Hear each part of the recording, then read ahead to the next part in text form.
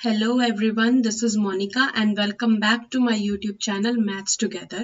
तो हम class 11th की एक्सरसाइज 1.4 सॉल्व कर रहे थे और आज हम उसका लास्ट क्वेश्चन 12th क्वेश्चन को डिस्कस करने जा रहे हैं। ठीक है, इससे पहले 11 क्वेश्चंस को हम अपनी YouTube चैनल पे अपलोड कर चुके हैं। एक प्लेलिस्ट बनाई हुई है, वहां पे सारी वीडियोस अपलोडेड है, तो आप वहां से जाके वीडियोस को चेकआउट कर सकते हैं। नाउ अब हम अपने क्वेश्चन को डिस्कस करते हैं। ठीक है, उसने बोला है state whether each of the following statement is true और फॉल्स। ठीक है, पूछा है, ये 4 स्टेटमेंट्स दिए, इनके बारे में पूछा है कि ये जो स्टेटमेंट है ये ट्रू है या फॉल्स है। ठीक है, तो फर्स्ट जो क्वेश्चन दिया है उसमें उसने हमें 2 सेट दिए हैं। पहले को मान लो लेट ए सेट मान लो हमारा दे रखा है 2 3 4 5। ठीक है, और बी सेट दे रखा है उसने 3, 6। उसने बोला आर डिसजॉइंट सेट्स, हमें बताना है ट्रू है या फॉल्स है। ठीक है, तो डिसजॉइंट सेट्स की हमें डेफिनेशन पता है। अगर हम दोनों सेट का इंटरसेक्शन कर दें और अगर वो एम्प्टी आ जाए, नल सेट आ जाए, तो वो जो ए एंड बी होते हैं वो कैसे होते हैं, हमारे डिसजॉइंट हो जाते हैं। ठीक है, अगर वो ऐसी कंडीशन होती है तो हम बोल सकते हैं ए एंड बी आर डिसजॉइंट्स। ठीक है, तो अब हम निकालते हैं ए इंटरसेक्शन बी। ठीक है, तो यहां से हो जाएगा 2 3 4 5। इसका इंटरसेक्शन कर दिया मैंने 3, 6 के साथ। ठीक है, तो अब देखो ऐसा एलिमेंट जो दोनों के पास हो, है ना, इंटरसेक्शन में वही एलिमेंट्स आता है जो दोनों सेट के पास हो, राइट। तो यहाँ पे 3 देखो मुझे यहाँ भी नजर आ रहा है और यहाँ भी नजर आ रहा है, मतलब दोनों सेट्स के पास है और कोई एलिमेंट तो कॉमन है नहीं, तो यहाँ पे आ गया 3। ठीक है, तो ये कैसा सेट बन गया मेरा, सिंगलटन सेट। सिंगलटन सेट क्या होता था, जिसके पास एक एलिमेंट हो, है ना, जिस सेट में सिर्फ एक एलिमेंट होता है उसको सिंगलटन सेट बोलते हैं। ठीक है, अब इसके अंदर एक एलिमेंट आ गया, मतलब ये 5 तो नहीं है ना, 5 नहीं है, तो यहां से क्या हो जाएगा, A and B are not disjoint. यहां से हमने कह दिया कि ये डिसजॉइंट नहीं है ना, तो ये जो हमारी स्टेटमेंट हो गई ये कैसी हो गई, फॉल्स हो गई। ठीक है, उसके बाद ये हमारा फर्स्ट पार्ट था। उसके बाद सेकंड पार्ट में उसने अगेन 2 सेट दिया और पूछा है, बोला है कि ये डिसजॉइंट है, तो लेट चेक आउट कि ये डिसजॉइंट है या नहीं है। ए हमारा सेट दे रखा है ए ई आई ओ यू। ठीक है, मैंने इसको ए का नाम दे दिया। ठीक है, एंड बी मेरा जो सेट है उसको मैंने नाम दे दिया है, जो दूसरा सेट उसको मैंने बी का नाम दे दिया और इसके अंदर एलिमेंट्स है A B C and D. ठीक है, अब अगेन मेरे को इनका इंटरसेक्शन चेक करना है, तो यहाँ पे ए ई आई ओ यू और मेरे को इसका इंटरसेक्शन कर दिया मैंने ए बी सी डी के साथ। ठीक है, तो देखो ए इसके पास है और इसके पास भी है ना, तो इनके इंटरसेक्शन में भी आ जाएगा। ई यहाँ है लेकिन यहाँ नहीं है ना, आई यहाँ है यहाँ नहीं है, ओ यहाँ है यहाँ नहीं है, यू यहाँ है यहाँ नहीं है। ठीक है, तो सिर्फ एक एलिमेंट कॉमन आ गया।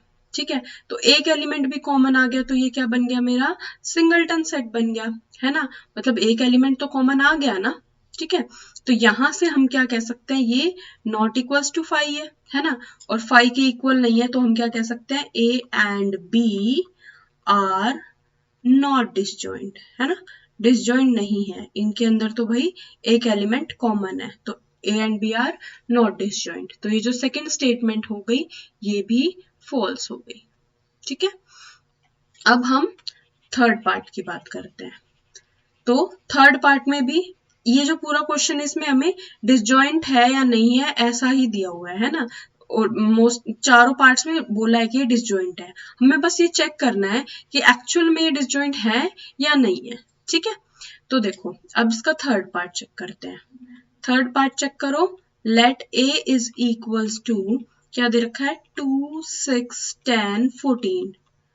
This is set A and B set क्या है हमारा, 3 7 11 15, राइट।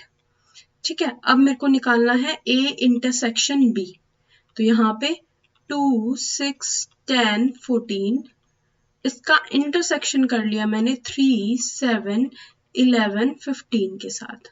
ठीक है, देखो 2 इसके पास है लेकिन इसके पास नहीं है तो इंटरसेक्शन में नहीं आएगा, 6 इसके पास नहीं है तो इंटरसेक्शन में नहीं आएगा, है ना।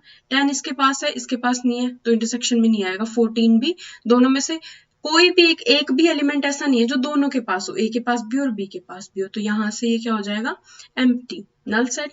That means A intersection B क्या आ गया, नल सेट आ गया। तो यहाँ से हम बोल सकते हैं कि ए एंड बी आर कैसे हैं, डिसजॉइंट्स। ठीक है, यहां से ए एंड बी डिसजॉइंट हो गए, तो ये स्टेटमेंट हो गई मेरी ट्रू। ठीक है, अब नेक्स्ट की बात करते हैं हम फोर्थ पार्ट की। तो फोर्थ में let A is equals to 2, 6, 10 और बी क्या दे रखा है, 3, 7, 11। ठीक है, तो अब मेरे को A intersection B find out करना है। तो 2, 6, 10 इसका मैंने इंटरसेक्शन कर दिया 3, 7, 11 के साथ। ठीक है, तो दोनों में कोई भी एलिमेंट कॉमन नहीं है ना, है ना, दोनों में कोई भी एलिमेंट कॉमन नहीं है तो इनका इंटरसेक्शन 5 आ जाएगा। तो यहां से हम बोल देंगे कि ए एंड बी आर डिसजॉइंट्स। ठीक है, यहां से हमने बता दिया कि ये डिसजॉइंट्स है। ठीक है, तो ये जो लास्ट स्टेटमेंट है ये भी हमारी ट्रू हो गई। ठीक है, अब आप एक चीज नोटिस करेंगे, हमने एक चीज नोटिस करी यहां से कि देखो जो थर्ड और फोर्थ पार्ट था, थर्ड पार्ट और फोर्थ पार्ट था, अभी ये वाला जो ए है, ये वाला जो सेट है, ये वाला 2, 6, 10 ये इसका सबसेट ही तो है, इसका 2, 6, 10 और 14 का, है ना। और ये जो है 3, 7, 11 ये किसका सबसेट है, 3, 7, 11, 15, है ना।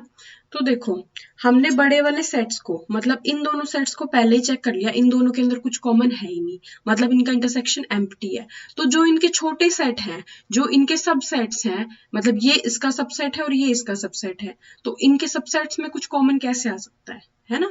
तो यहां से हम सीधा एक रिजल्ट हमारा बन गया है कि अगर कोई सेट है और उनके ही हम सबसेट्स ले रहे हैं, अगर वो बड़े वाले सेट डिसजॉइंट हैं तो उनके सबसेट्स आपस में अगर आप चेक करोगे तो वो भी कैसे आएंगे, डिसजॉइंट ही आएंगे। ठीक है, यहां से क्लियर हो गया। ये 2, 6, 10, 14 था, ये इसमें सिर्फ 2, 6, 10 था, तो ये इसका सबसेट हो गया, ये वाला इसका सबसेट हो गया।